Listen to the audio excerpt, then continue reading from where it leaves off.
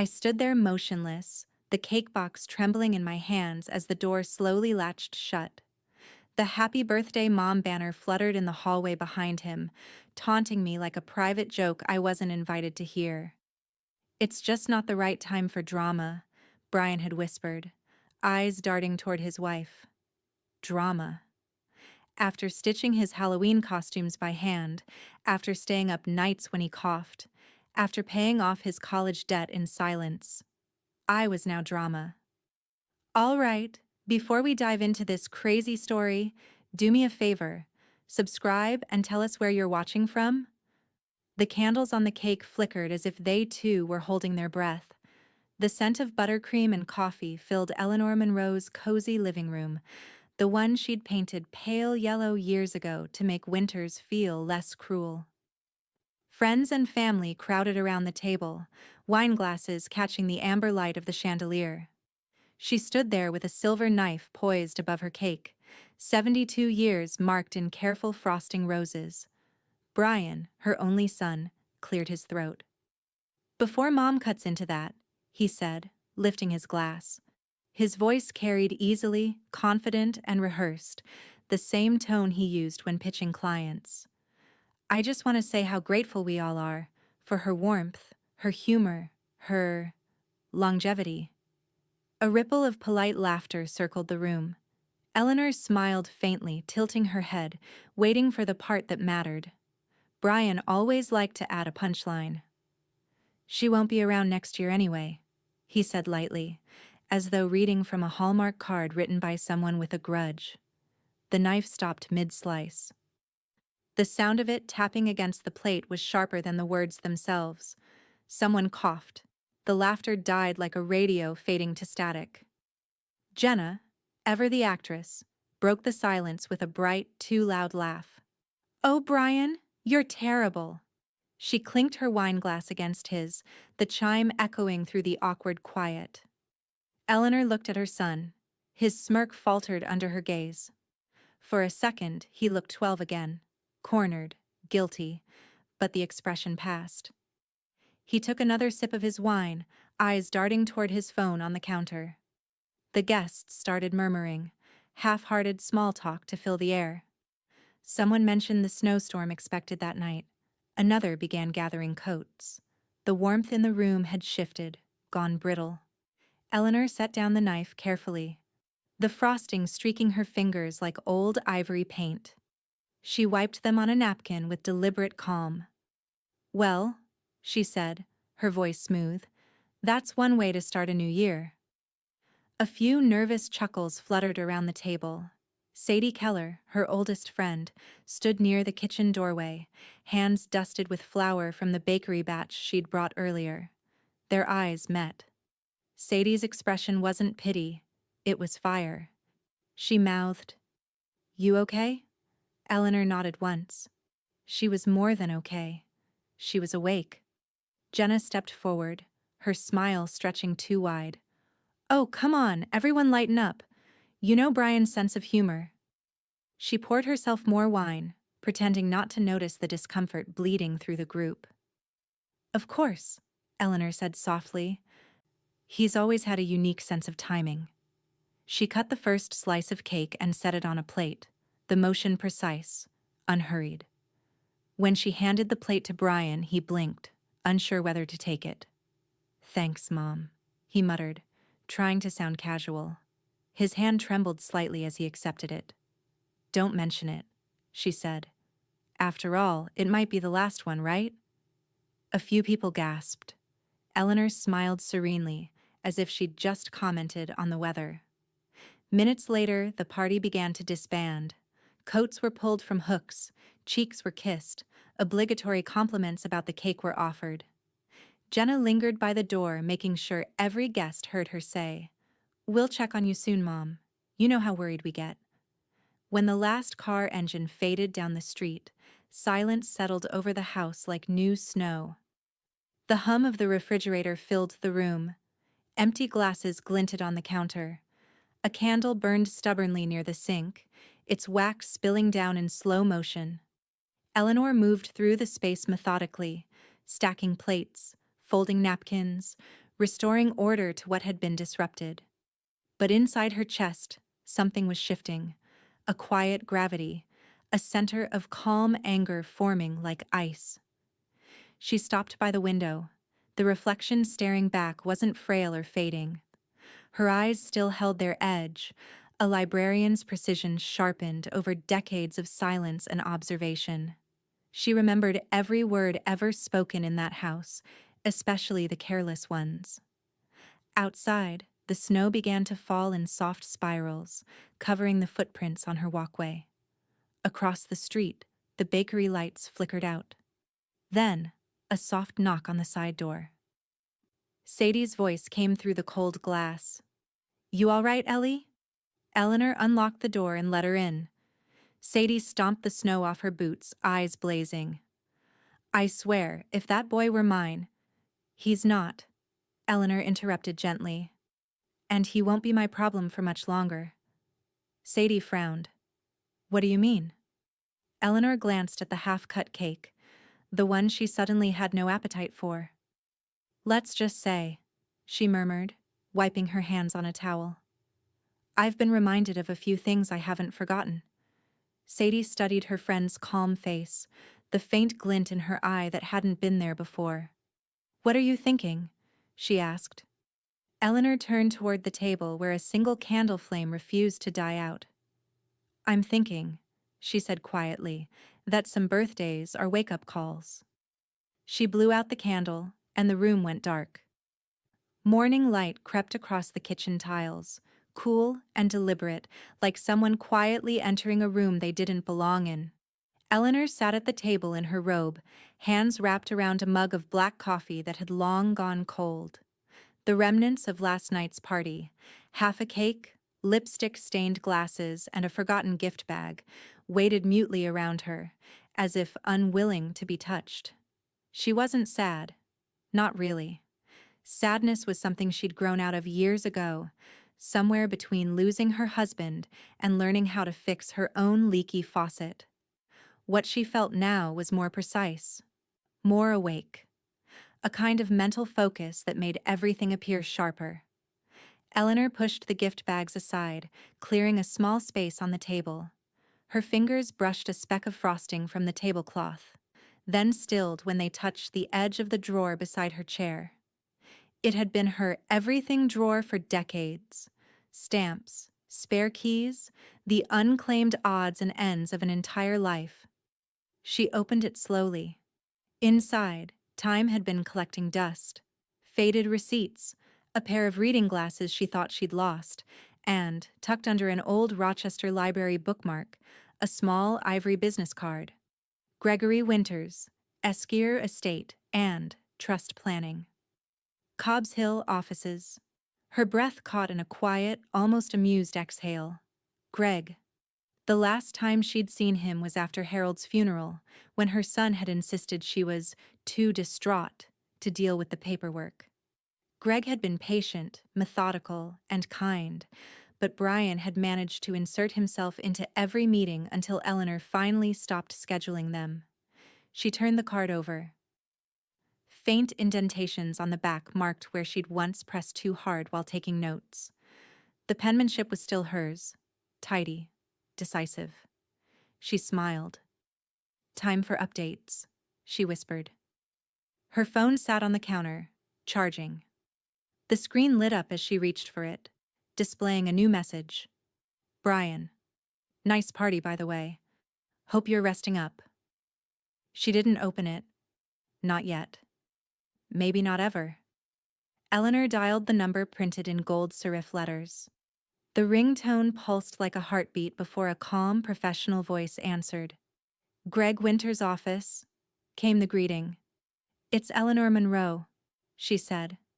Her tone was crisp but warm, like greeting an old librarian colleague across a quiet aisle. "I believe we did some work together a few years ago."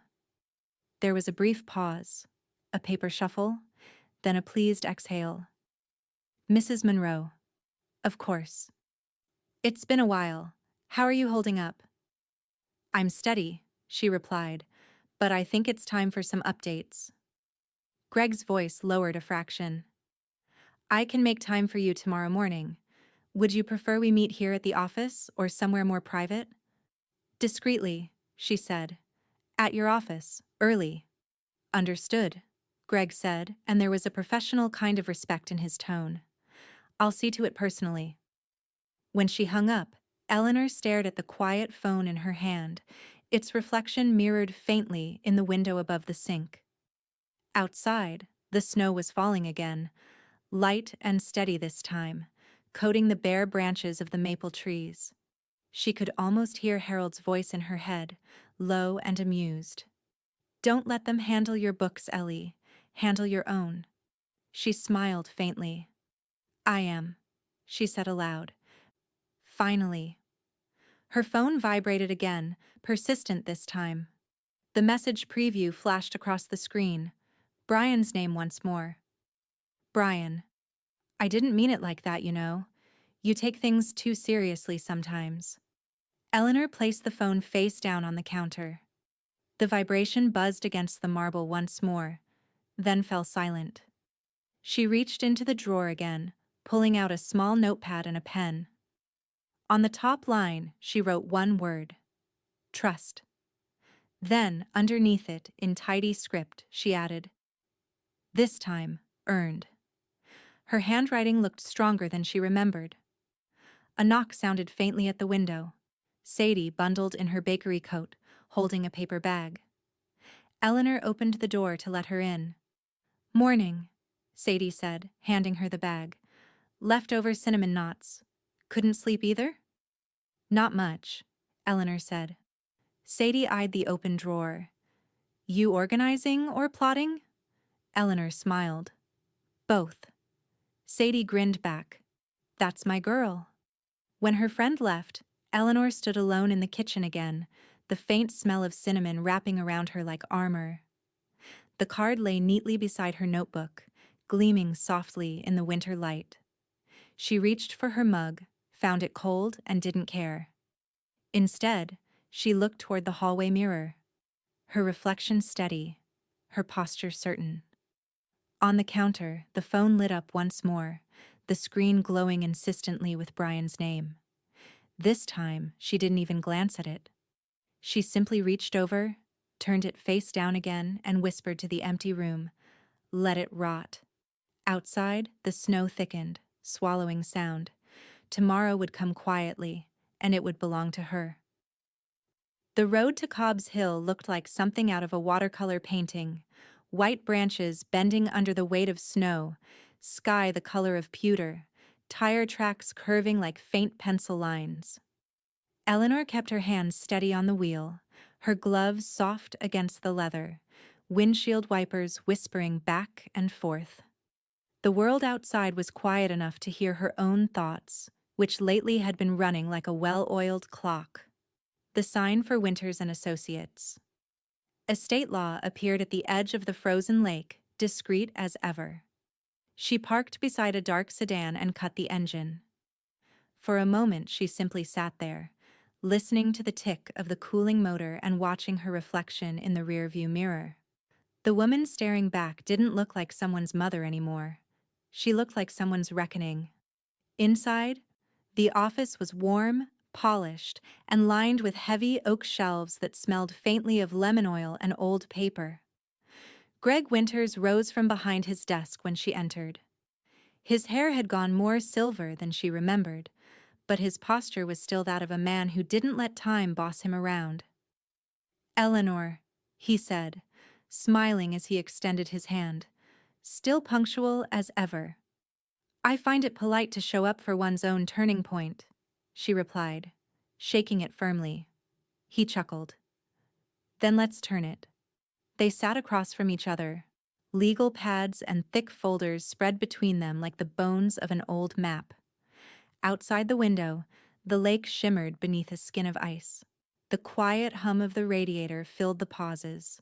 Greg opened her file, its tab marked Monroe, Eleanor, Trust and Will. I've reviewed your current setup, he said, flipping through neatly typed pages. Your son, Brian, is primary beneficiary and power of attorney. Jenna is listed as secondary proxy for healthcare decisions. Everything's still in place from about 9 years ago. Eleanor nodded, calm but unreadable. That was a long time ago, and I was more trusting then. He looked up from his notes. You want changes. I want accuracy, she said. Reflect the reality I've come to accept. He leaned back slightly. We can amend the will, of course. But if you're concerned about potential interference, financial, medical, or otherwise, we might consider stronger measures. An irrevocable trust, separation of deed ownership. It would keep your assets and your home out of reach. Her lips curved in a faint, deliberate smile. Then that's what we'll do. He studied her a moment. You're certain? Greg, she said, her tone as smooth as polished glass. Remove him. There was a stillness after the words, so complete that even the radiator seemed to stop for a beat. Then Greg nodded once, as if he'd expected her to say exactly that. Understood, he said quietly. I'll process the revisions myself. He gathered the forms, sliding them across the desk for her signature. She signed each one with a steady hand, the pen gliding across the paper like it already knew the path. When she finished, Greg aligned the documents perfectly, a small ritual of order. Do you want him notified of the changes? He asked. No, she said. He'll notice when he tries to touch what's no longer his. Greg's brows lifted slightly, but he said nothing more. Professional discretion was one of his finer traits. As he stood to make copies, Eleanor rose and walked toward the wide window. The lake stretched out before her, white and endless. She thought of Harold for a fleeting second, his voice, his patience, his faith in her judgment. Then she thought of Brian's smirk, the way he'd looked through her instead of at her last night. Her reflection in the glass looked calm, almost serene, the kind of calm that comes right before a storm resets the landscape. When she returned home that afternoon, the snow had deepened. She brushed it from her coat, hung her keys by the door, and set her gloves beside the phone. The screen lit up instantly, a new notification. Brian Monroe posted a photo. Curiosity tugged at her, though she already knew it would sting. She tapped the screen. It was a family selfie, all polished smiles and cozy sweaters. Brian had his arm around Jenna, their heads tilted toward the lens. The caption read, "Grateful for her while we can." A heart emoji, a candle. Eleanor stared at it for a long moment. Then, slowly, she scrolled down. There, under the photo, was Sadie's comment, "You have no idea." Eleanor's lips twitched into a small, private smile. She set the phone face down again, the same motion as before. Habitual now, ritualized. Outside, the lake wind howled against the windows, rattling the panes. The house seemed to shiver once, then settle. Tomorrow, Greg would file the new paperwork. And for the first time in years, Eleanor Monroe felt like her life was entirely her own. But as she poured herself a glass of wine, the phone buzzed again. Another alert. Another message. She ignored it. Then it buzzed a second time. And a third. The screen lit up the darkened room. Brian's name flashing insistently, as though he somehow already sensed something slipping away. Eleanor raised her glass, watching the screen's light flicker against the wine. To reality, she murmured, and didn't answer. By mid-morning, the snow outside had turned to a fine mist, gray, quiet, and steady. Eleanor's car cut through it, the tires whispering against the slush as she pulled once again into the small parking lot by the frozen lake. The world felt muted, as if nature itself were holding its breath. Greg was already waiting, the kind of man who respected punctuality as an act of character. When Eleanor stepped into his office, he gestured toward the neat stack of folders on his desk. Everything was ready, papers arranged in order, tabs color-coded, witnesses standing by just outside the door. Good timing, he said softly, almost ceremonially. Today, we make it official. Eleanor removed her gloves with deliberate calm and set them beside her purse. Let's begin. Greg slid the first document toward her. This, he said, tapping the page, is the transfer of property deed from personal ownership to your estate trust. Once filed, the home can't be borrowed against, sold, or claimed by anyone not named in the trust. Meaning Brian, she said, taking the pen. He nodded. Meaning Brian. She signed her name with the same careful precision she once used cataloging rare books. Slow, neat, final. Her signature curved across the page like a closing door. The next form was longer. This one, Greg explained, names your new power of attorney. Financial, legal, and health matters. Someone you trust implicitly. Without hesitation, Eleanor said, Sadie Keller. Greg smiled faintly, unsurprised. Good choice. She strikes me as unshakable. She is, Eleanor replied, and she already knows what kind of people we're dealing with. He handed her the last set of documents, certifications, notarizations, and a final statement revoking all previous versions of her will. She signed them one by one, the rustle of paper the only sound between them. Each stroke of the pen felt less like an act of anger and more like restoration. When she was done, Greg placed the pen gently on the desk, as if concluding a ritual. I'll file these immediately. By this afternoon, everything will be recorded and legally binding. From this moment forward, the house, the accounts, and all personal property are held under the Eleanor Monroe Trust. He extended his hand again. Not the practiced handshake of an attorney, but a quiet gesture of respect. You've done the right thing. I know, Eleanor said. Her tone wasn't prideful. It was simply truth. She left the office to the faint hum of the printer, stepping back into the cold. The air smelled clean, electric. For the first time in a long while, she didn't feel like someone preparing for the end of something. She felt like someone starting again. The drive back to her neighborhood was slow, snowmelt streaking down the windshield. Her phone buzzed on the passenger seat, but she didn't check it. Instead, she turned onto Parkview Lane and followed the scent of cinnamon that drifted faintly through the winter air. The bakery windows glowed golden through the fog. Sadie's Bakery, its sign hand-painted and slightly crooked, looked like a postcard of comfort. When Eleanor stepped inside, warmth rushed over her like a quilt. The bell above the door jingled, and Sadie looked up from behind the counter. A smear of flour streaked across her cheek. Well, Sadie said, wiping her hands on her apron. That's the face of a woman who just did something she's been waiting decades to do. Eleanor smiled, setting her purse on a stool. You could say that? Sadie poured 2 cups of coffee, slid one across the counter, and leaned forward. So, did you?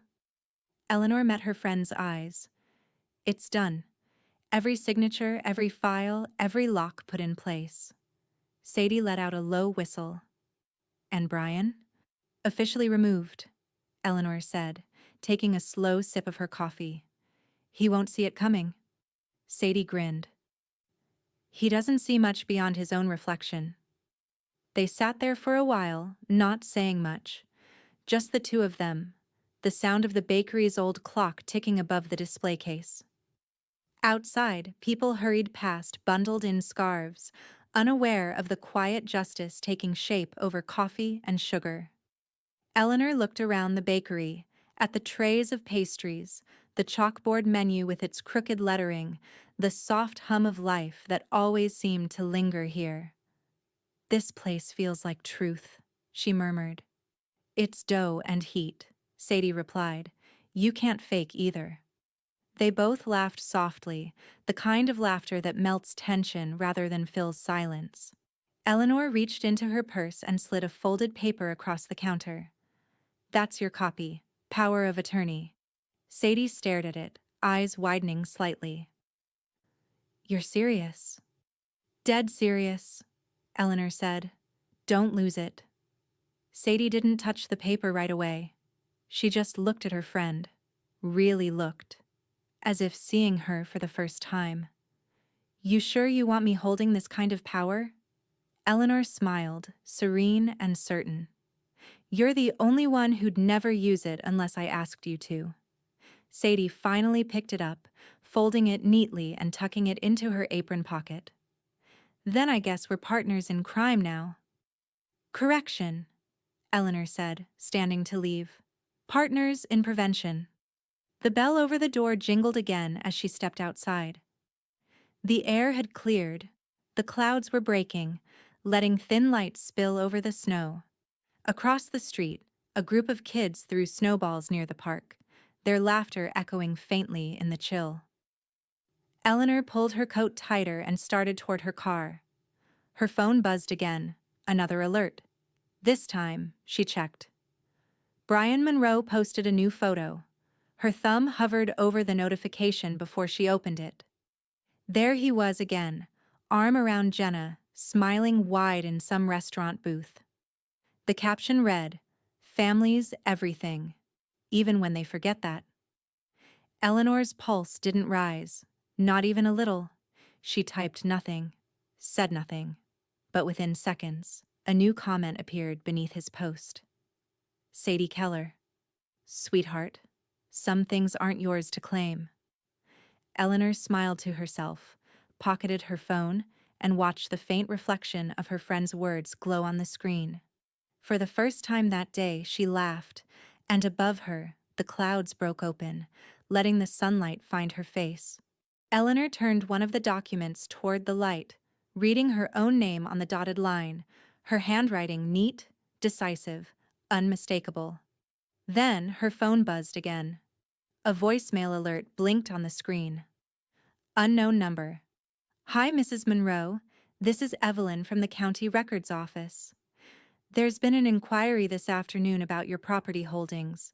Someone asked to confirm your current deed ownership.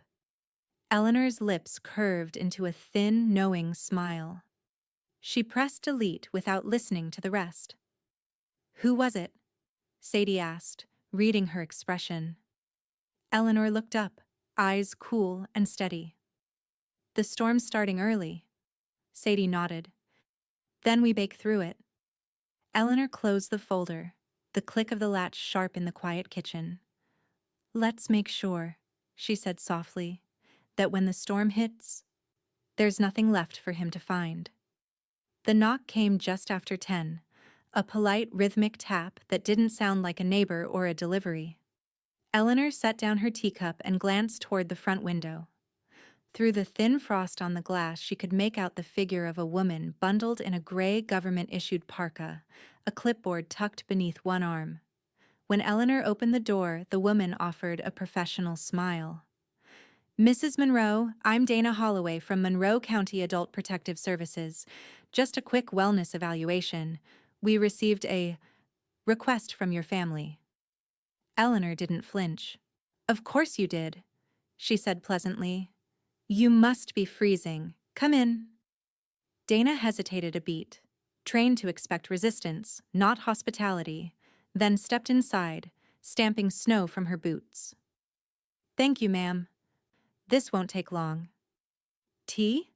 Eleanor asked, already heading toward the kitchen. It helps thaw the bureaucratic chill. Dana blinked, then laughed softly. Sure, thank you. While the kettle hummed to life, Eleanor moved with unhurried grace, setting out cups, sugar, and a small plate of Sadie's scones. Every gesture was deliberate, confident. This wasn't a woman hiding something. This was a woman entertaining a guest. Dana took a seat at the table, flipping through her paperwork. So, Mrs. Monroe, this is just a standard competency and safety check. We'll review medications, financial setup, living conditions. Nothing invasive. Perfect, Eleanor said, pouring the tea. I enjoy transparency.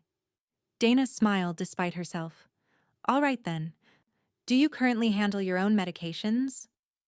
Eleanor reached into the drawer beside her and placed a labeled pill organizer on the table, each section color-coded, each label clear.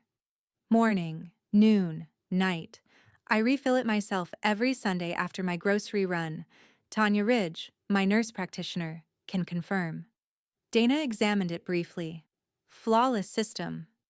I was a librarian for 40 years, Eleanor said mildly. Organization's my second language. Good, and your finances? Managed through a living trust, Eleanor said. Filed by Greg Winters, estate attorney. Everything's documented. She slid a slim folder across the table, copies of recent statements neatly clipped. Dana's brows rose. You keep thorough records. Paper trails are good for everyone, Eleanor replied. Especially those who like to make stories. Dana looked up. Stories? Oh, Eleanor said, stirring her tea. The kind people invent when they can't control what's true. There was a pause. The air hummed with quiet understanding. Do you feel safe here? Dana asked finally. Eleanor smiled. Safer than most people think. Before Dana could respond, Eleanor's phone rang from the counter. The name flashed across the screen. Brian. She let it ring once, twice, 3 times. Then she picked it up, pressed the red button, and set it face down without comment. Dana raised an eyebrow. Your son? Persistent? Eleanor said simply. Not dangerous, just confused about where the boundaries are now. Dana jotted something in her notes, then closed the folder. Mrs. Monroe, she said gently, I'll be honest, you're not the problem here. Eleanor tilted her head. I'm relieved we agree. Dana stood, pulling on her gloves. I'll file my report today. You'll get a copy within the week. And if anyone tries to contest your capacity again, this evaluation will shut it down. Eleanor walked her to the door. Thank you for coming by. Tell your supervisor I'm a firm believer in preventative maintenance. As Dana stepped outside, she caught sight of Sadie standing across the street in her bakery apron, arms crossed, watching like a guard dog. Dana gave a small nod. Sadie returned it without a word. When the county car drove away, Sadie crossed through the slush and up Eleanor's walk. So, she said, wiping her hands on her coat. How'd the inspection go? Eleanor smiled faintly. She brought paperwork. I brought tea. I think we both left satisfied. Sadie grinned. I watched her leave with a smile. That's how you know you passed. Eleanor poured fresh tea into 2 cups. Brian must have made the call himself. That's his style. Attack from behind, then act concerned. He's panicking, Sadie said, taking a sip. You've cut off every rope he thought he could climb. Eleanor's phone buzzed again, this time a different tone. A message from Greg. Greg Winters. Call me. Urgent. Eleanor stepped away, answering quickly. Greg?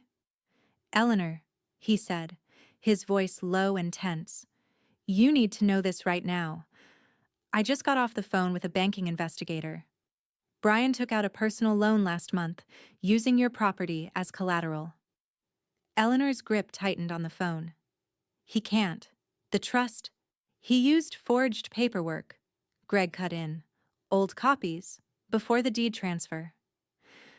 The bank's catching it now because of the conflicting records we filed last week.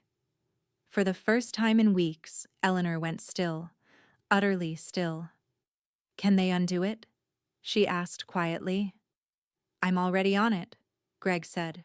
The trust overrides his lien. But Eleanor, he's desperate. This isn't just meddling anymore.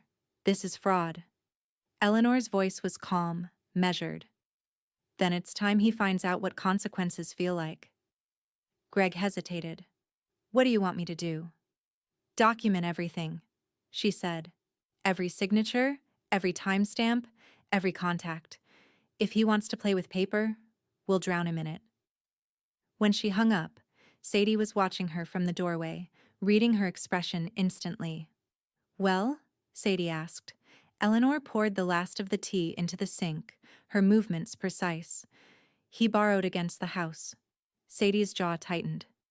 He what? Eleanor turned, her eyes cool and bright as glass. But it's not his house anymore. He just doesn't know it yet. Outside, the snow had turned to sleet, rattling against the windows like quiet applause. The storm had passed overnight, leaving the streets polished with ice and a kind of brittle calm hanging in the air.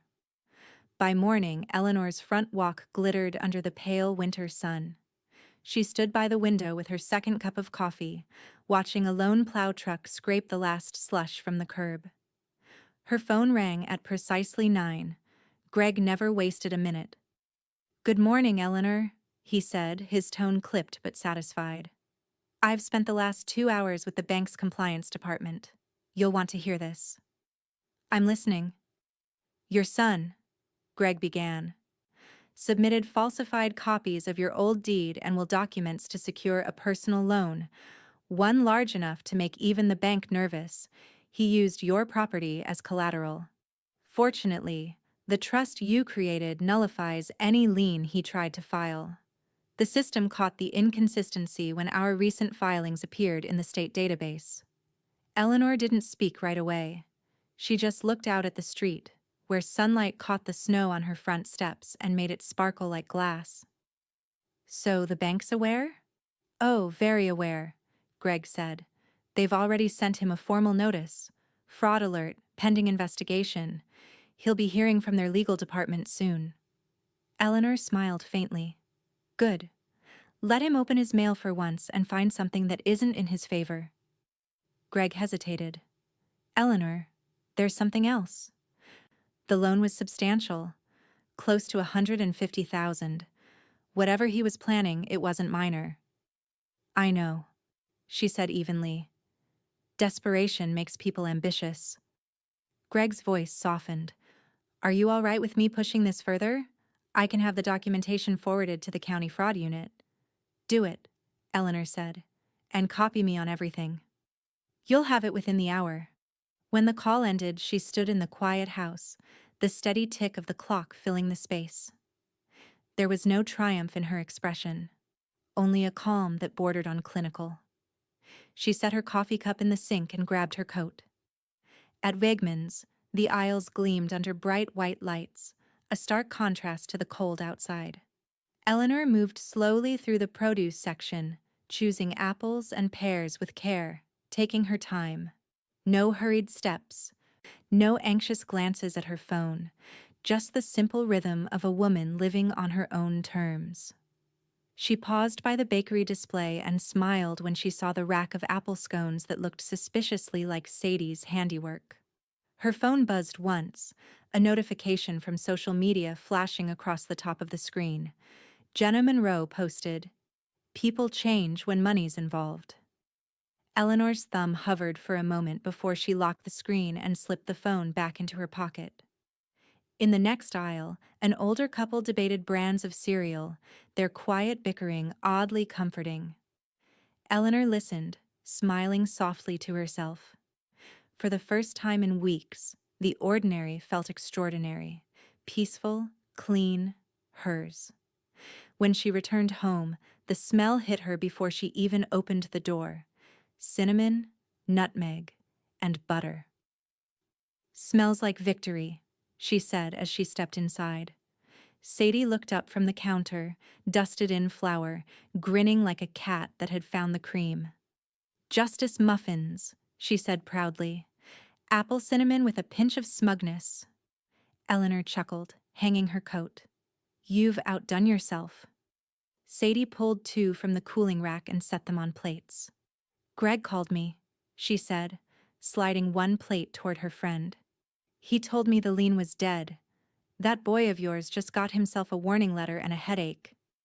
"Appropriate combination," Eleanor said, breaking her muffin in half.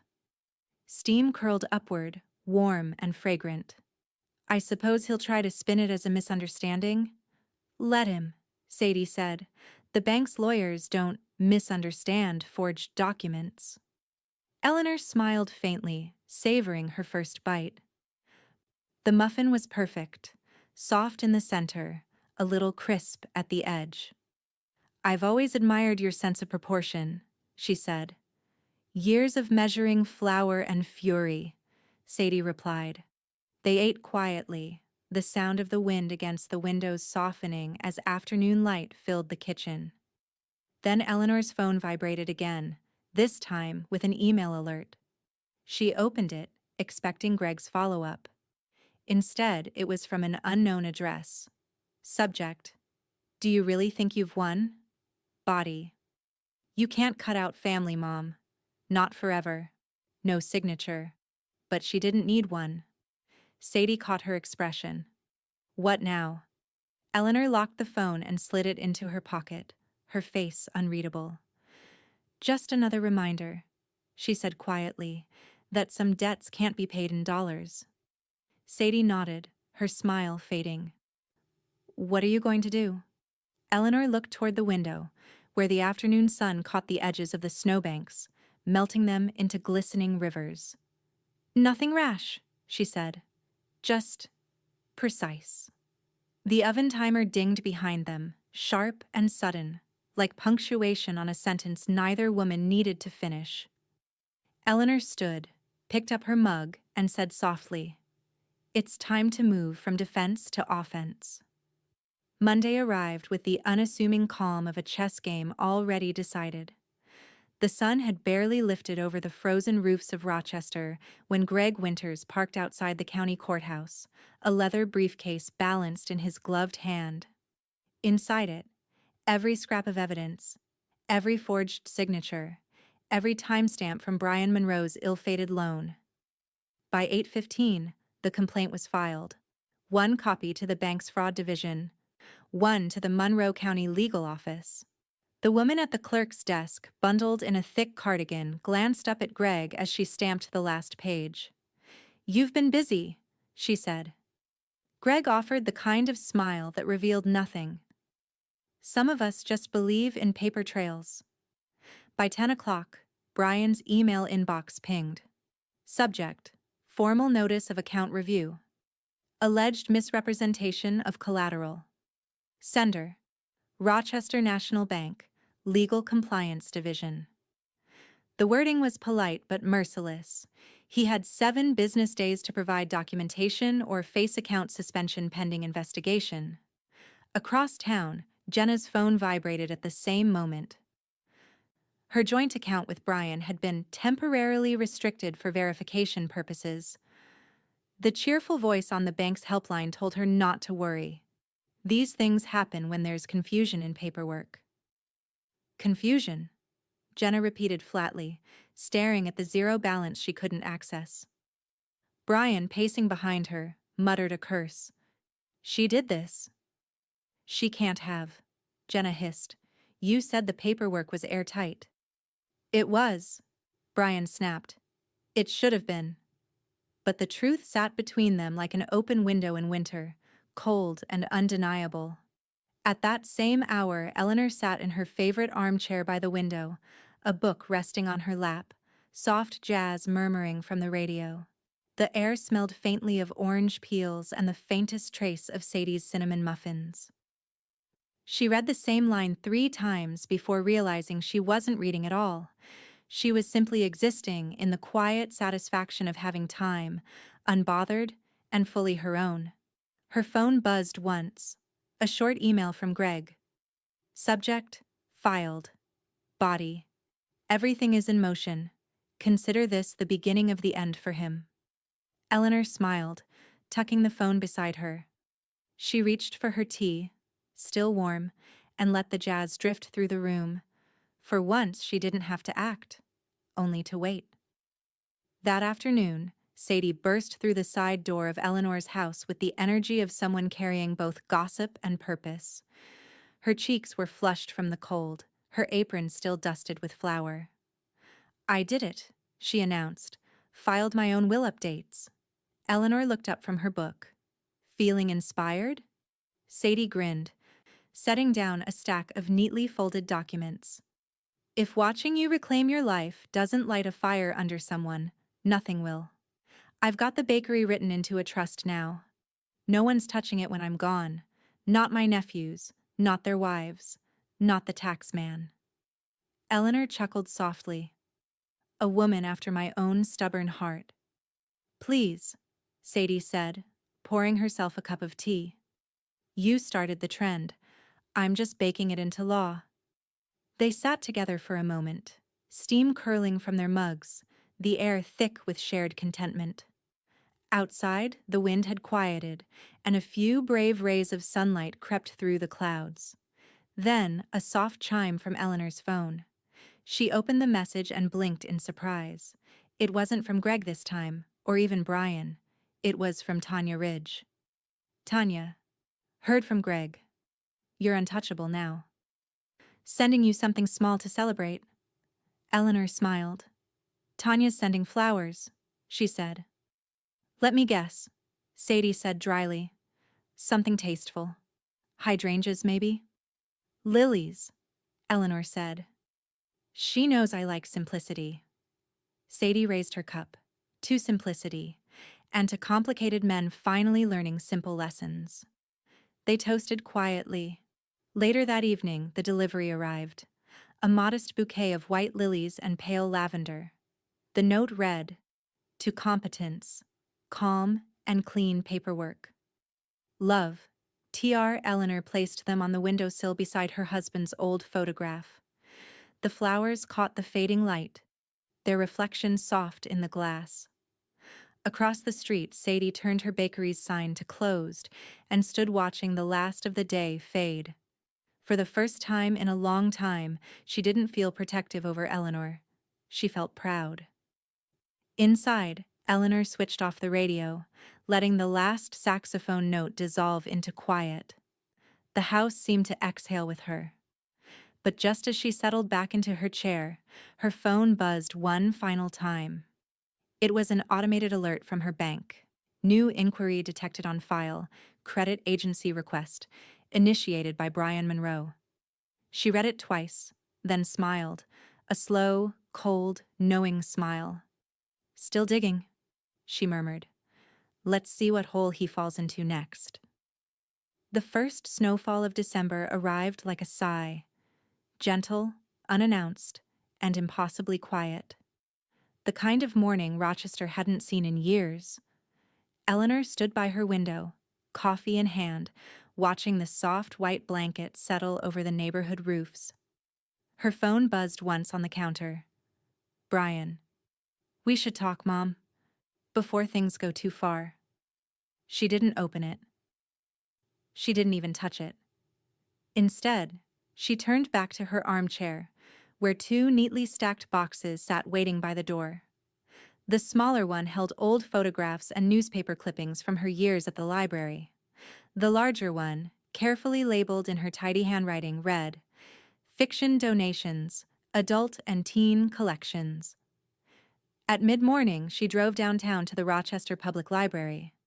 The parking lot was slick with ice, the city quiet except for the occasional hiss of car tires cutting through slush. Inside, the smell of books and dust and faint lemon polish wrapped around her like memory. Mrs. Monroe! The young librarian at the desk, Jamie, the one with the anxious smile, hurried over when she saw her. You didn't have to bring these in yourself? Eleanor smiled. I've always believed books deserve a proper handoff. They outlive us. The least we can do is deliver them safely. Jamie lifted a corner of the top box and peeked inside. Oh, hardcovers. Mint condition. You could have sold these. They've already earned their keep, Eleanor said softly. Now they can teach someone else. Jamie blinked, touched. You always know how to say things that sound permanent. They are, Eleanor said, and left her there blinking in the glow of library lights. That afternoon, she met Greg at his office one last time. He looked rested for the first time in weeks, though the folders spread across his desk told a story of ongoing battle. I wanted to hand you these personally, he said, sliding a sealed envelope across the table. Every document, finalized, notarized, certified, and filed. You are, in the eyes of every State Department, precisely who you intended to be. Eleanor took the envelope, running a hand over its embossed seal. And Jenna. Removed as medical proxy, Greg said. The new version lists Tanya Ridge and Sadie Keller in that order. I also added a clause you might appreciate. If either proxy refuses or delays in carrying out your wishes, they forfeit any executor privileges. Eleanor's smile was slow, measured. That's very librarian-friendly wording. Greg chuckled. I try to speak the client's language. When she stood, he rose as well, buttoning his coat. You know, most people in your situation would have cracked by now. Most people, she said, slipping on her gloves. Don't realize calm can be a weapon. Greg hesitated, studying her face. If it helps, he's running out of options. The bank's inquiry escalated. There'll be formal hearings soon. It doesn't help, she said quietly, but it does confirm the story's nearly over. That weekend, Sadie insisted on dragging her to the Cobb's Hill Holiday Craft Fair, an event that filled the local rec center every December. You need air, sugar, and crowds that don't talk about legal filings, she'd said. The building buzzed with warmth, strings of white lights, cinnamon cider, laughter. Sadie's bakery booth sat front and center, stacked with pies and pastries gleaming like ornaments. A banner read, Sadie's Hearth Bakery, made with butter and backbone. Eleanor stood beside her as customers lined up 3 deep. Children pressed their noses to the glass cases. Old men pretended not to be buying seconds. Sadie worked the crowd like a general in an apron, handing out samples with unapologetic flair. You've created a following, Eleanor said, sipping cider.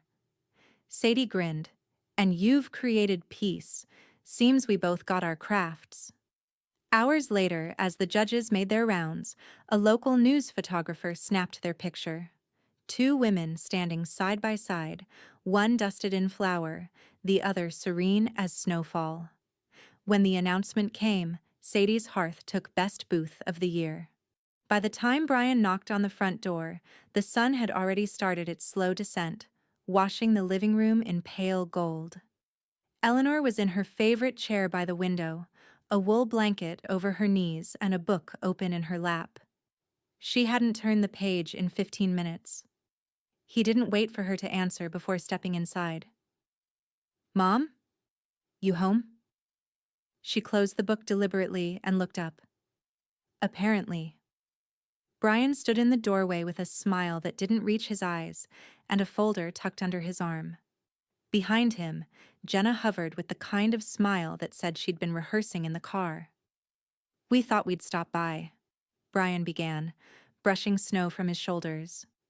Didn't want to call first, surprise you. Consider me surprised, Eleanor said, folding her blanket and placing it neatly on the armrest. Brian cleared his throat and pulled out the folder. Colorful brochures fanned across her coffee table, smiling seniors, manicured gardens, the words Comfort Haven and Lakeside Living printed in cheerful fonts. Jenna perched on the edge of the couch, hands folded over her knees. They've really come a long way, these places, she said brightly. Private suites, fitness centers, even art classes. Eleanor glanced at the pictures but said nothing. Brian mistook her silence for hesitation. It's just time to think ahead, he said gently. You've been in this house a long time, Mom. It's getting to be a lot to manage. She studied him over her glasses. I already did, she said simply. That made him pause. What's that supposed to mean? It means, she said, standing, you don't have to worry about my future. It's already arranged.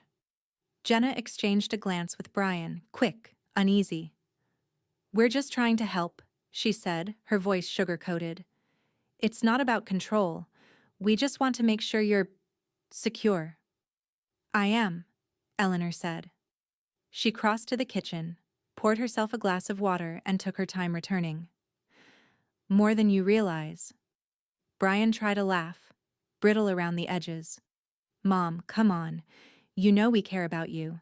But you have to be practical. Maintenance, taxes, medical costs. These things add up. Maybe it's time to scale down. Eleanor set the glass on the table with a quiet clink. You've always liked to scale things down when they're not yours to carry. Jenna's smile faltered. We're only asking questions, she said. Like, just for planning's sake. What's this house even worth now? The market's crazy. Eleanor's lips curved slightly. Worth every moment I spent earning it, she said. That landed like a stone dropped in water. The room went very still. Brian shuffled the brochures together, his voice growing tight. We're not the enemy here, Mom. Didn't say you were, she said, her tone even. But I've learned enemies don't always announce themselves. The sound of her phone vibrating broke the silence. She reached for it, glanced at the screen, Sadie, and answered immediately. Everything's filed, Sadie said, her voice warm and triumphant. Greg sent confirmation. The trust is live, the deeds transferred, you're solid as concrete. Eleanor's eyes softened. Good to hear, she said. I'll stop by tomorrow. Brian frowned. Work call? Eleanor set the phone down, her gaze fixed on him. Something like that. He sighed, standing abruptly. Fine. If you don't want our help, that's your choice. But when things get hard, don't say we didn't try. Eleanor smiled faintly. I won't. They gathered their coats, tension swirling like static in the room. Jenna opened the door, cold air rushing in. We'll talk later, she said. I'm sure you will, Eleanor replied. When the door closed, the house felt warm again. She collected the brochures from the table, smoothed them into a neat stack, and dropped them in the recycling bin. Her phone buzzed again. Greg Winters. She answered. Greg, good timing. I was just about to pour myself tea. His tone was measured but urgent. Eleanor, I thought you should know. There was an attempted login on your primary checking account this afternoon. My system flagged it. The request came from a device registered under your son's name. Eleanor didn't move. The steam from her tea curled slowly upward between her fingers. You're certain? I'm afraid so. It was denied, of course. Your trust's protections kicked in automatically. But he tried. Eleanor's lips barely moved. He just left. Greg exhaled softly. Then I'd say your timing was perfect. She ended the call and stood there, motionless, the tea cooling in her hand. Outside, the last light of day dimmed against the snow. For a long moment, the house was utterly still, until she laughed, a low, quiet sound that filled the empty room like music. Trying to steal what's no longer mine to lose, she murmured. How fitting. She turned off the lights, leaving only the faint glow of the window. Across the street, the bakery sign flickered, its neon hum steady and comforting. Somewhere in the distance, a plow rumbled down the street, scraping the pavement clean. Eleanor watched the snow fall again and whispered, almost kindly, let him dig his own path. The next morning dawned gray and brittle, the kind of winter light that flattened everything it touched. Eleanor stood at the kitchen counter, a pot of coffee brewing, her mind as clear as the glass carafe filling drop by drop. The house was silent except for the low hum of the radiator and the occasional creak of settling wood. At exactly 9 o'clock, her phone rang. Eleanor, Greg said, his voice steady but tinged with the crisp efficiency of someone who had already been in motion for hours. Just finished the audit, everything's secure, the trust firewall held exactly as it should. She leaned against the counter, cradling the receiver between her shoulder and ear. Walk me through it. The system registered 3 separate attempts, he said. Yesterday afternoon, all within 5 minutes. The credentials used matched your son's linked recovery data, old permissions he shouldn't have had. The trust locked the account immediately and documented every step. You're untouchable now. Eleanor stirred her coffee, unhurried. You sound almost disappointed, she said lightly. Greg chuckled. Not disappointed, impressed. I don't usually see people plan this far ahead of their problems. I used to organize rare manuscripts, she said. I learned early that prevention is quieter than repair. He paused. If he tries again, the bank will flag it as potential fraud. We'll have legal grounds to protect your assets more aggressively. Let's not get ahead of him, she said, taking a small sip. He'll trip over his own arrogance before we ever have to push. Greg's tone softened. You're handling this well. Anger's exhausting, Eleanor replied.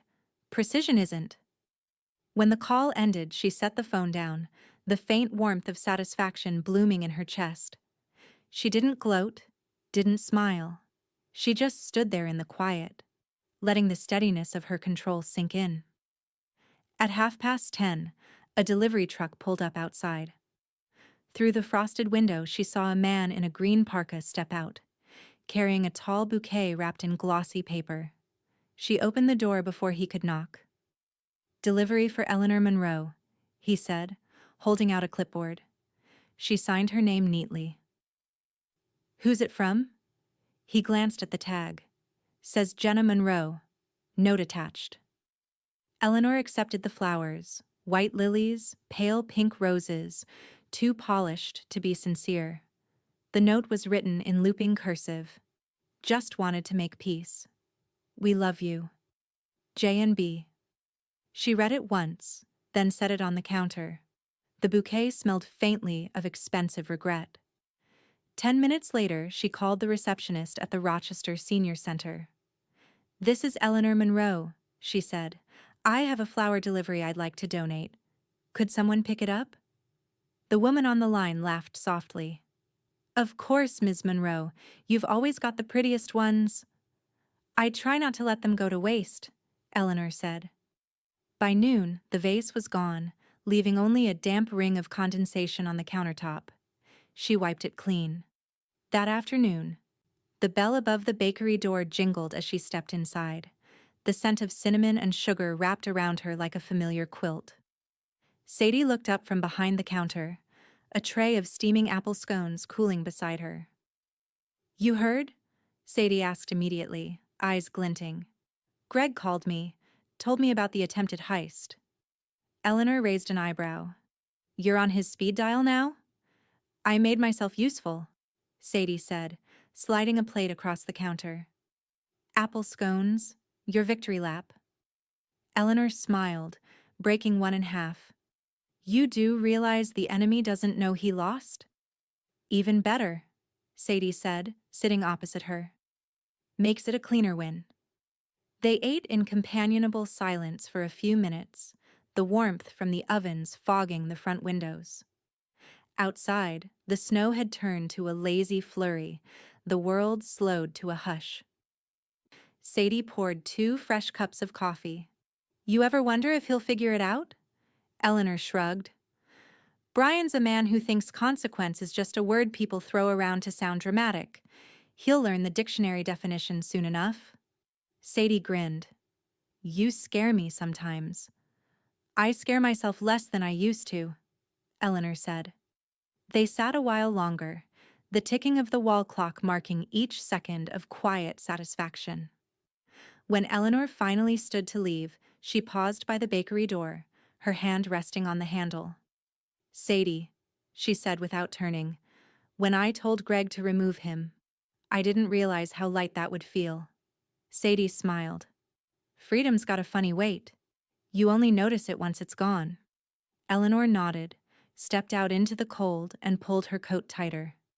The air was sharp but clean. And she breathed it in deeply. Across the street, the senior center's van pulled away, a burst of white lilies visible in the back window. Her phone buzzed again. A text from Brian. Mom, did you get the flowers? Hope you like them. Maybe we can start over. Eleanor stared at the message for a long moment, thumb hovering above the screen. Then she locked the phone and slipped it back into her pocket. The snow thickened, soft and soundless, falling around her like a curtain closing on an act she'd already outperformed. She started the car, windshield wipers sweeping the world clean. Her reflection in the rearview mirror looked calm, maybe even amused. He'd tried to take what wasn't his, and now, finally, she was ready for what came next. The clinic smelled faintly of eucalyptus and sterilized hope. Eleanor adjusted her scarf as she checked in at the front desk, her gloved hand steady on the pen as she signed her name. The receptionist smiled politely, the way people do when they assume you're fragile. "Ms. Monroe, nurse practitioner Ridge will be right with you." Eleanor thanked her and took a seat in the waiting area. The hum of a fish tank filled the silence, tiny silver fish looping endlessly beneath fluorescent light. She watched them move, patient and calm, like herself. When Tanya Ridge appeared, she looked exactly as Eleanor remembered.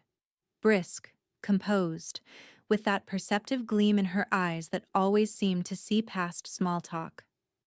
"Eleanor," she said warmly, offering a hand. "You look well." "I am," Eleanor replied, "but apparently I need to prove it." Tanya gave a knowing smile.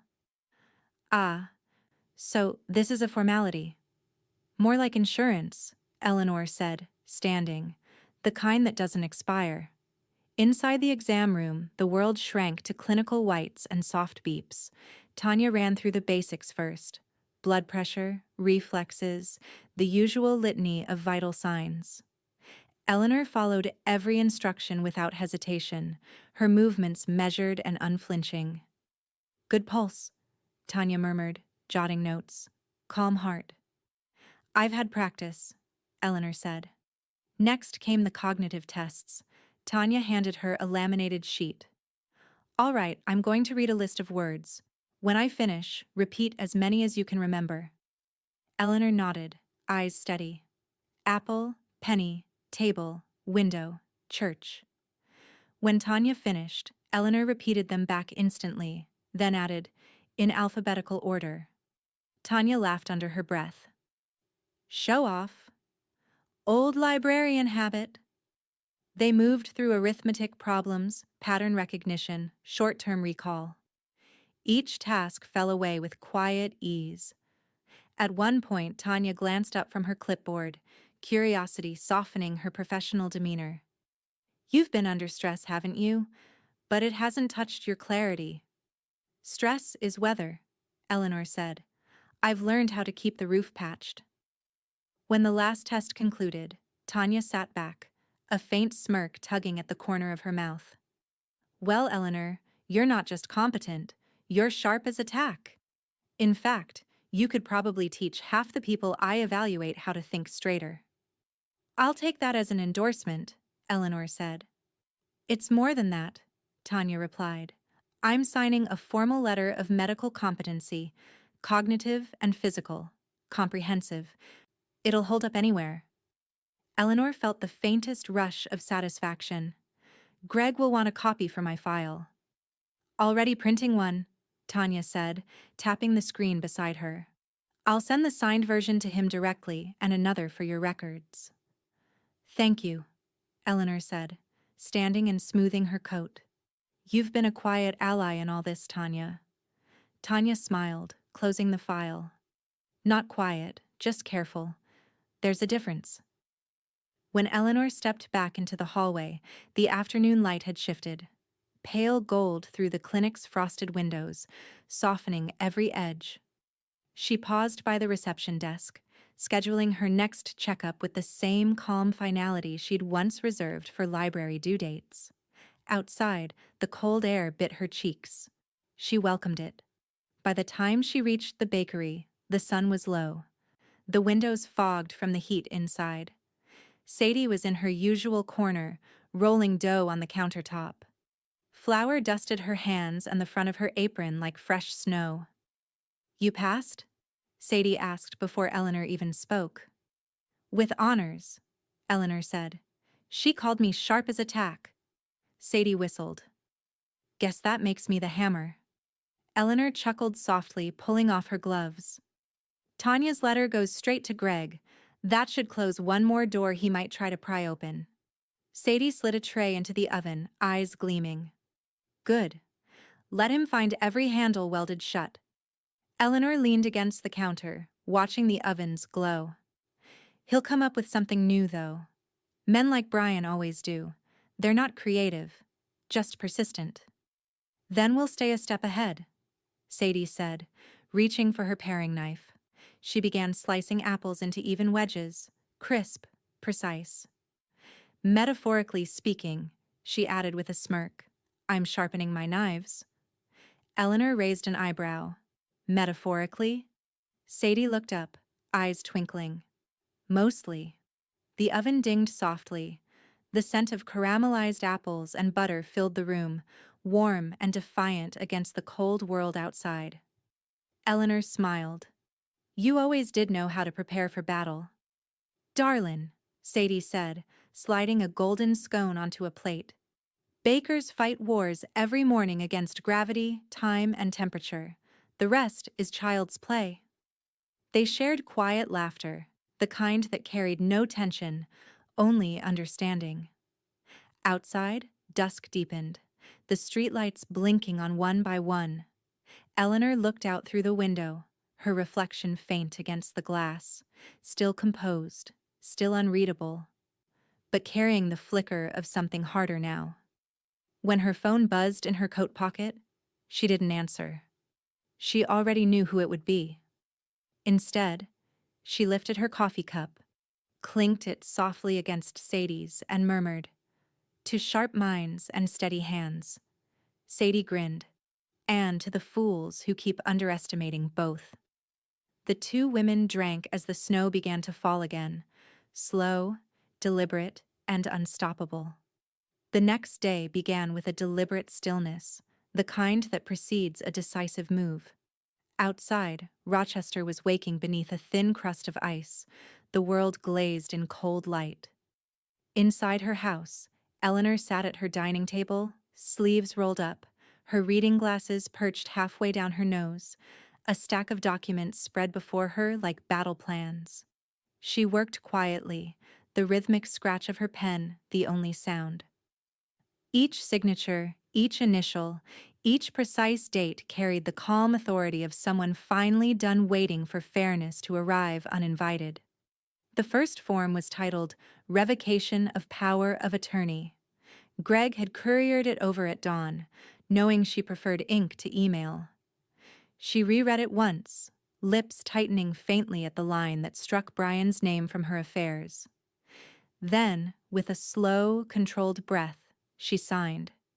It wasn't anger that guided her hand, it was clarity. By noon, she had moved on to banking transfers.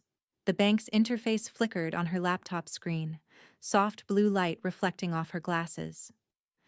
Her accounts, now rerouted through the Eleanor Monroe Living Trust, were untouchable without her approval. She watched the loading bar crawl across the screen until a green checkmark appeared. Complete, she murmured. And irreversible. The phone rang once, twice, then again, 3 short, impatient bursts. She picked it up on the 4th ring. Eleanor Monroe. Mom, hi, it's Jenna. Eleanor could hear the sugary brightness in her voice. The one Jenna used when she was about to step into something unpleasant and hoped charm might act as a cushion. I was just calling to check in, Jenna continued. Brian said you've been busy lately. You know we worry. Do you? Eleanor asked evenly. Of course. It's just, you've had a lot on your plate, and with all this legal stuff, well, we're concerned. Eleanor let the silence linger just long enough to make the falseness in Jenna's tone sag under its own weight. So am I, she finally said. Jenna hesitated. Oh, I'm glad to hear that. About what? Exactly? Eleanor's tone stayed light, almost pleasant. About who deserves my concern. Before Jenna could recover, Eleanor added, Tell Brian he should get some rest. He's been working too hard at things that don't belong to him. There was a sharp inhale on the other end, the sound of someone realizing too late that the ground beneath them had shifted. What does that mean? It means goodbye, Jenna. Eleanor said, and hung up. She turned her phone face down on the table. By late afternoon, she was at Greg's office again, just long enough to drop off sealed envelopes containing every updated beneficiary form. She stood by his window as he reviewed the last one, the winter light glancing off the lake outside. "You're thorough," Greg said, sliding the forms into a manila file. "This covers every contingency: insurance, savings, retirement, even the library donation." "I learned from the best," she said. Greg smiled. "And I'll make sure all of it's filed before end of day. Once processed, no one, not even family, can override your designations without a court order." "Perfect," Eleanor said, collecting her gloves. "Let them try." As she left, she passed the building's receptionist, who gave her a small, admiring smile. "You always walk out of here like someone who just won something," the young woman said. "Maybe I did," Eleanor replied, her voice almost playful. That evening, Sadie arrived at her doorstep carrying a thick, cream-colored folder bound with a red ribbon. Snow clung to her coat, and her cheeks were flushed from the cold. "Hot off Greg's desk," she said, handing it over. "Every last signature stamped and sealed. I told him I'd play courier." "He looked terrified of disappointing you." Eleanor laughed softly, taking the folder. "Smart man." Sadie followed her into the kitchen, shaking the snow from her boots. "You're officially firewalled, Ellie. Everything. Your house, accounts, insurance. Locked tighter than Fort Knox. He couldn't find his way in with a blowtorch." Eleanor set the folder on the counter, running her fingertips across the embossed covers. "Good," she said quietly, "because I suspect he's about to start looking for cracks." Sadie poured herself a cup of coffee from the pot on the stove. "Let him. You've already built the walls. I'll bring the bricks." The two women stood together in the warm kitchen, the faint hum of the heater filling the silence. Outside, the snow came down heavier now, muffling the world into stillness. Sadie whooped loud enough to make the rafters tremble. Eleanor just laughed, an unguarded, genuine laugh that felt startlingly young. "See?" Sadie said, holding up the small blue ribbon like a trophy. "Justice comes in layers: legal, moral, and pastry." That night, back at home, Eleanor placed the ribbon on her kitchen counter beside Greg's sealed envelope and Tanya's lilies, still blooming faintly in the cold light of winter. The air was thick with quiet victory, unspoken, unsung, but absolute. Her phone buzzed again, another message from Brian. "Brian, you think you've won? But family's not a contract, Mom. You can't rewrite blood." Eleanor read it, then slowly deleted the thread. No reply, no trace. She turned off the phone and set it face down beside her tea. Outside, the first flakes of another storm began to drift from the sky. Soft, unhurried, inevitable. Eleanor looked toward the window, the reflection of her own calm face framed in the glass. "You're right," she murmured to no one in particular. "Blood isn't a contract. It's just ink. And mine's already dry." The cemetery sat quiet under a thin veil of snow, the marble markers glinting like frostbitten teeth in the pale morning light. Eleanor moved slowly along the narrow path, the crunch of ice beneath her boots the only sound in the world. She carried a small bouquet of white lilies, the same kind Tanya had sent her. Simple, honest flowers. Her breath misted the air as she stopped before the stone that bore her husband's name. Harold Monroe, 1949-2013. Beloved husband, reader, and keeper of quiet promises. Eleanor knelt, brushing the snow away from the base with her gloved hand. "Handled," she whispered, placing the lilies in the holder she'd kept polished for years. The word lingered between them, sharp, soft, final. "I thought I'd be talking to you with regret," she said quietly. "But I'm not. You'd tell me I did what needed to be done. You always said, don't let sentiment make you small. I didn't. The wind picked up, tugging gently at the ends of her scarf. She smiled faintly, a private smile, and stood. Before she left, she reached into her coat pocket and pulled out a folded letter, her own copy of the will. She looked at it for a moment, then slid it into her bag. There was one last stop to make. The safe deposit room at Rochester First Bank was quiet enough to hear her pulse. Eleanor signed the log, her signature elegant and steady, and followed the attendant to her assigned box. When he stepped away, she sat at the small metal table, the smell of cold steel and paper thick in the air. From her purse, she removed the sealed envelope Greg had given her weeks earlier, the final notarized copy of her will and trust. She slipped it into the safe deposit box beside Harold's old watch and a faded photograph of them in front of the library's old oak steps. Legacy, she murmured, now properly shelved. When she emerged back into the daylight, her phone buzzed. She glanced down. Greg Winters. Eleanor, he said without preamble, his voice lighter than she'd heard in months. I thought you'd like the morning headline. Your son's being audited.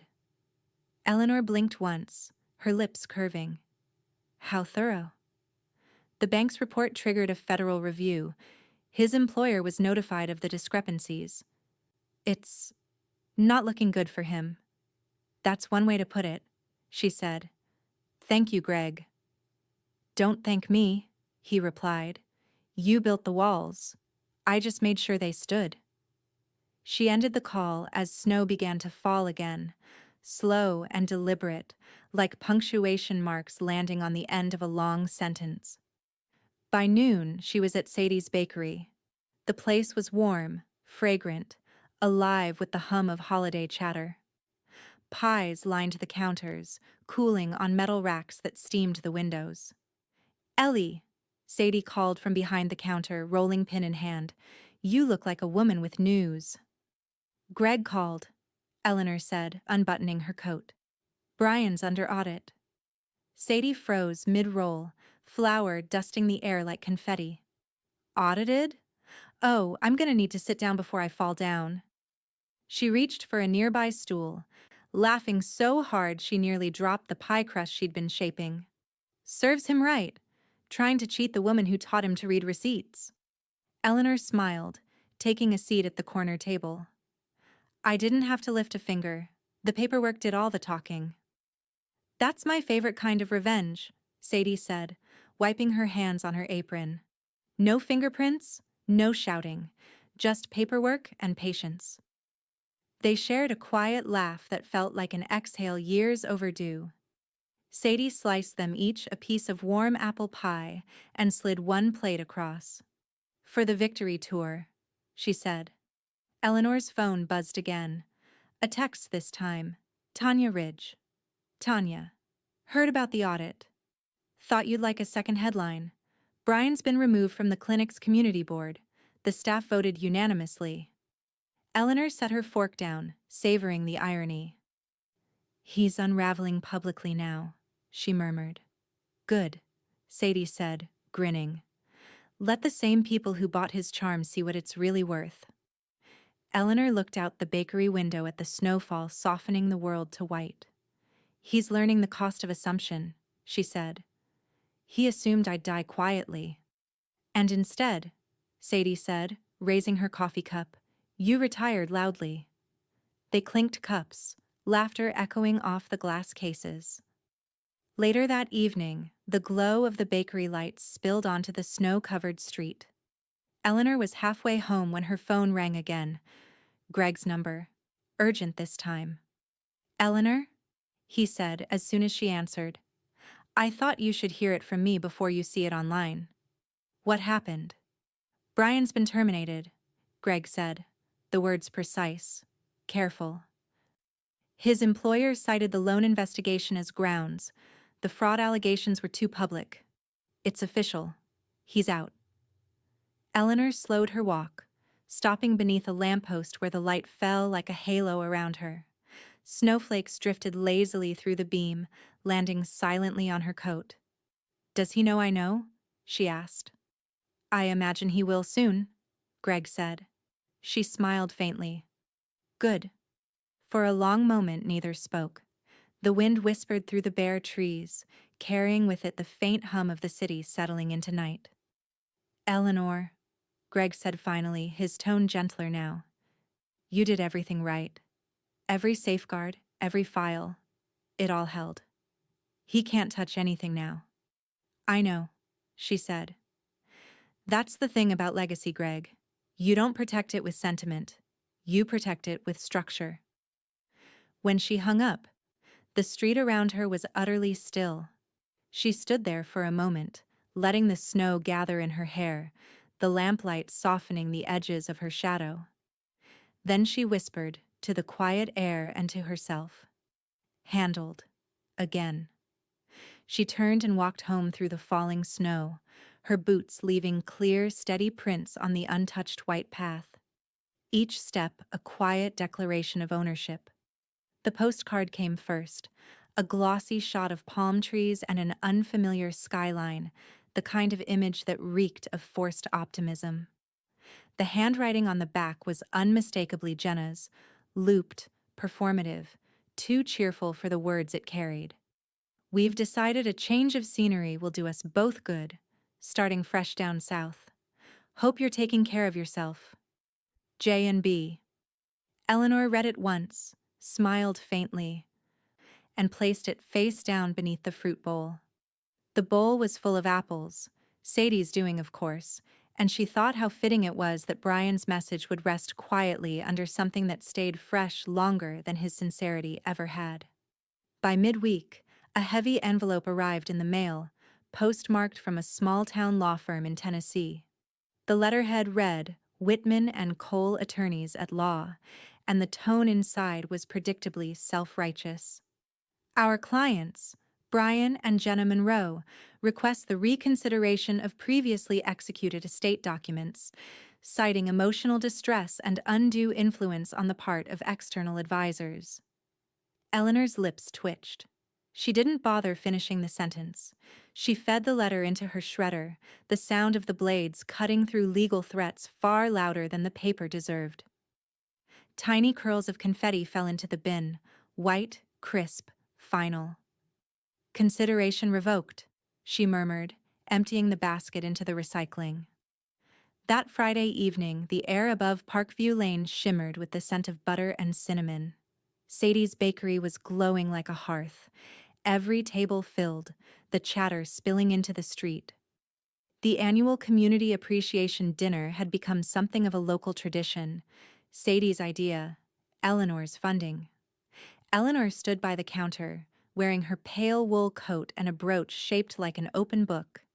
Sadie moved between tables, dishing out soups, pies, and wisecracks in equal measure. "Eat up, everyone," Sadie called. "If you leave hungry, that's your fault." Laughter rippled through the room. Greg arrived halfway through the evening, still in his overcoat, carrying a plain manila folder under one arm. He found Eleanor at the corner table, sipping cider and watching the crowd with quiet satisfaction. "I didn't mean to interrupt the festivities," he said, smiling, "but I thought this shouldn't wait." He set the folder before her and opened it. Inside, gleaming under the soft light, was a thick parchment certificate embossed in gold. The Eleanor Monroe Irrevocable Trust, active and permanent. Her name, perfectly centered. Her signature, steady and whole. Eleanor traced a finger over the raised lettering. "So that's what peace looks like in paperwork." Greg chuckled. "It's the only kind of peace that can't be overturned." Sadie appeared beside them, cheeks pink from the oven heat. "If that's a trophy, I hope you're planning to frame it." "I might," Eleanor said, her tone soft but certain. Right next to Harold's library card.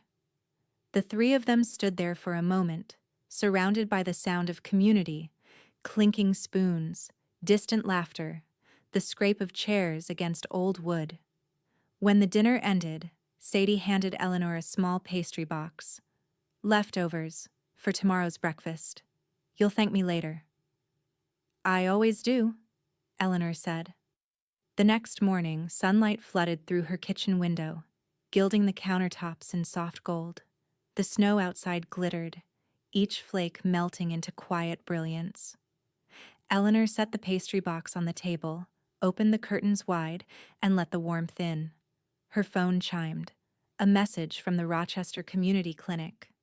Subject: in appreciation of your generosity. Body: Dear Mrs. Monroe, in recognition of your contribution to the Patient Literacy Fund, the clinic board has dedicated a commemorative plaque in your honor. It will be displayed in the main lobby. Attached was a photograph, a bronze plaque etched with her name and the inscription, "For reminding us that clarity is a form of care." Eleanor smiled, one hand resting lightly on the table. Clarity. The one thing she'd kept when everything else had tried to turn murky. Her gaze drifted to the shredder bin by the counter, now empty. Outside, a cardinal landed on the snowy branch of the maple tree and flicked its tail, red against the white. She felt something rare, a sense of completion without triumph, justice without venom. The doorbell rang. When she opened it, Greg stood there again, hat in hand, the cold biting at his cheeks. "Morning," he said. "Didn't mean to intrude. I was nearby." "You're always nearby when the world steadies itself," she said, smiling. He handed her a small envelope, no letterhead this time. "For your records, the official bank confirmation. Your assets are sealed under the trust. No pending claims, no contests." Eleanor took it, then stepped aside. "Coffee?" He hesitated, then nodded. "For 5 minutes." They sat by the kitchen window as the winter sun poured across the table. The light touched the edges of the trust certificate, turning the gold letters into fire. Greg sipped his coffee and looked at her over the rim of the cup. "He won't stop, you know. People like him rarely do. They just move their chaos elsewhere." Eleanor nodded slowly. "Then let elsewhere have him." For a long moment they said nothing. The house was quiet but not empty, alive in its stillness, full of things that belonged to her and no one else. When Greg finally stood to leave, she walked him to the door. Outside, the world was a mirror of light and snow. He turned back once, watching her through the threshold. "It's a good view from here," he said. "It is," she agreed, "especially now that it's mine again." She closed the door gently and leaned against it, the sunlight painting her face. In the corner of the table, the plaque photo gleamed on her phone screen. She let it glow for a moment longer before turning it off, sliding the world into quiet again. The peace was real this time, earned, intact, inviolable.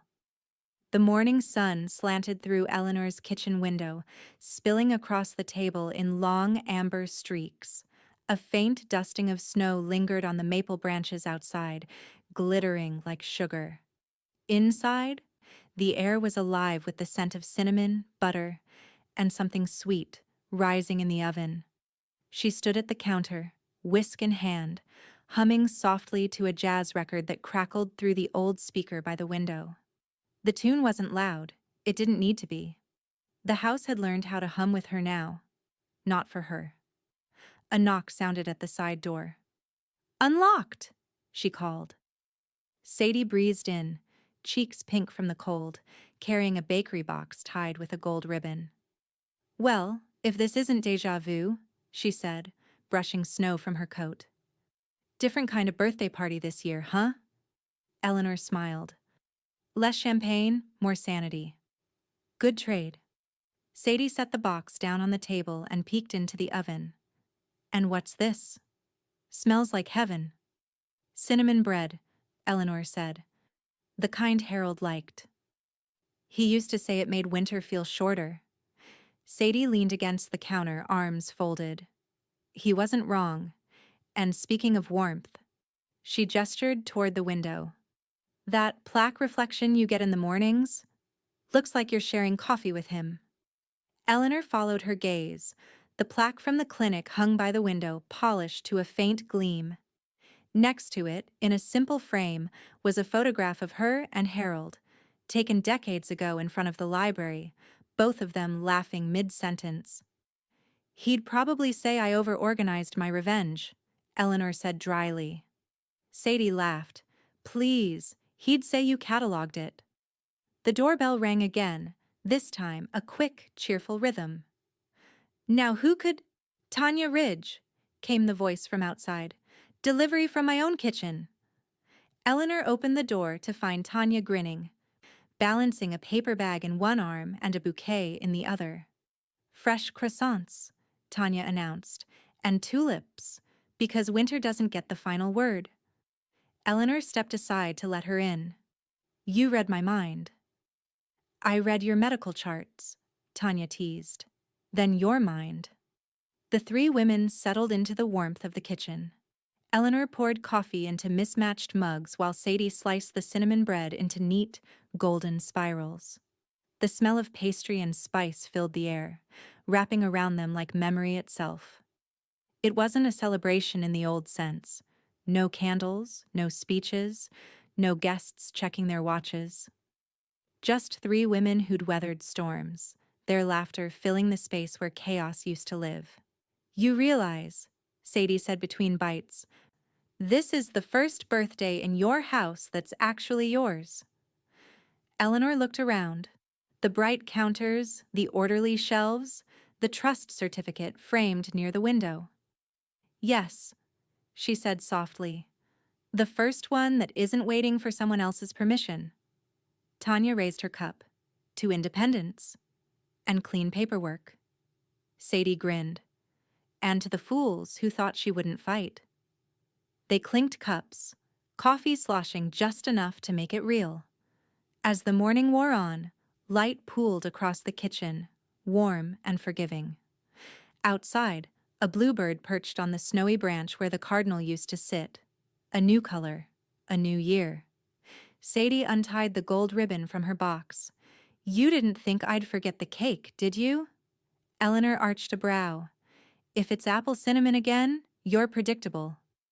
"It's lemon," Sadie said proudly, lifting the lid to reveal a delicate two-layer confection crowned with sugared violets. "Fresh start cake," Tanya whistled. "That's almost too pretty to eat." "Almost," Sadie said, picking up the knife. Eleanor watched her friend line up the first slice, the silver blade glinting in the sun. The room was so still, so content. It felt sacred. On the counter behind her, Greg's trust certificate caught the sunlight, its gold seal burning bright. The sound of the blade meeting porcelain echoed gently, like punctuation on the end of a long story. Sadie handed her the first piece. "Make a wish, Ellie." Eleanor shook her head, smiling. "No need. I've already had mine granted." Sadie grinned. "Then make a statement." Eleanor looked around. The women who'd stood by her, the sunlight across the floor, the faint hum of jazz still spinning on the turntable. She felt the warmth spread through her chest, not from the coffee or the cake, but from the unshakable peace she'd built with her own hands. She set down her fork and said, clear and calm, "He gave me a deadline, so I gave him my lawyer's card." For a moment the room was silent. Then Sadie laughed so hard she nearly dropped the knife, and Tanya clapped a hand over her mouth, giggling like a conspirator. The laughter filled the kitchen, bright and unrestrained. Outside, the sun climbed higher, lighting the snow until it shimmered like glass. And in that moment, amid cinnamon and croissants and the warmth of true friends, Eleanor Monroe finally celebrated her birthday on her own terms, alive, untouchable, and absolutely free.